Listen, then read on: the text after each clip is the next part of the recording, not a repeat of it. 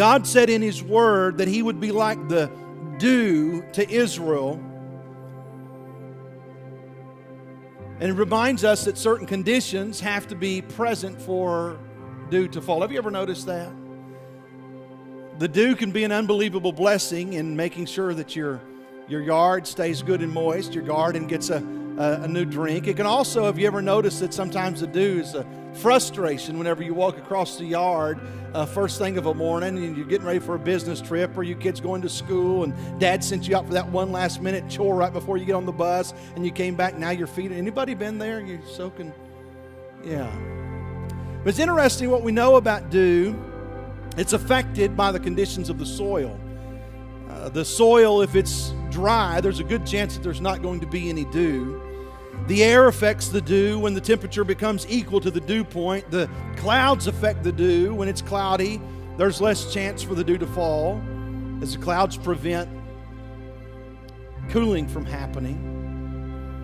The wind affects the dew, as often the dew is heaviest whenever the wind is light rather than when the wind is heavy.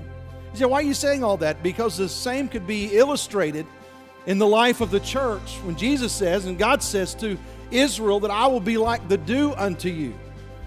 And though we know Him to be sovereign and in control of all things, He's not obligated to do anything because He's God and He can call the shots as He does.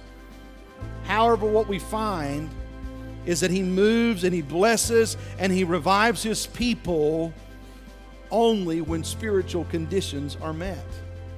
Have you ever noticed that about the dew? All the conditions can be exactly right, and yet sometimes the dew just doesn't fall. Have you ever noticed that? The same can be true in the church, and sometimes we just do everything that we know to be right, and it just seems as though, hey, nothing really happened.